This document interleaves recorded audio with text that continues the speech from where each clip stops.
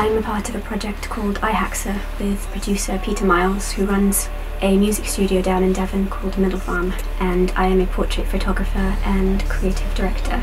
I am mainly on the other side of the camera, so doing things like this is very strange and very scary.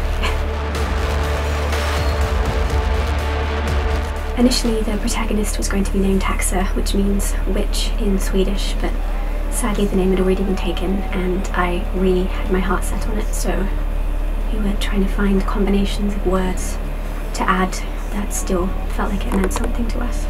In the end, we added the letter I, which was inspired by iRobot.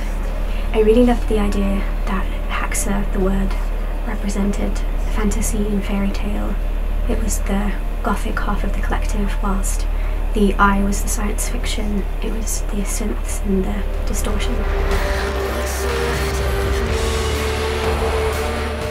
I find describing our music quite difficult as it doesn't really fit into one space or one genre. I think that's what I most love about this project, because there are no rules and there is no set genre, there is no expectation.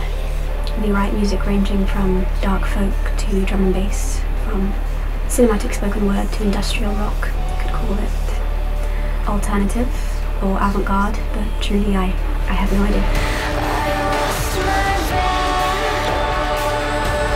I personally find the influences question so difficult, and I think it is because we play with so many different kinds of genre, pulling interests and things we like from, I think, every year of our life. I would say I am mainly influenced by fantasy and science fiction, stories about the supernatural, the occult, witchcraft. And I do really love mystical women, so I would have listened to a lot of Lykke Li, the Medieval Babes, Agnes Obel, Iona Lee, Katie Jane Garside, endless list. Starting the project to begin with. For a long time I was part of a project that felt incredibly high stakes. Being creative ended up feeling stressful. I think iHaxa essentially started as just a means to make music with no expectation and no outside influence. I think it was a way of expressing ourselves just for the sake of it.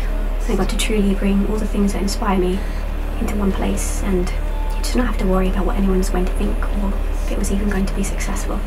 And I think for Pete, who is a fantastic producer and engineer, he sees so many brilliant bands coming in and out of his studio, and I think he rarely gets to completely creatively unleash himself on a project, because he's often the person who helps shape other people's ideas. But here I think he could also be completely free.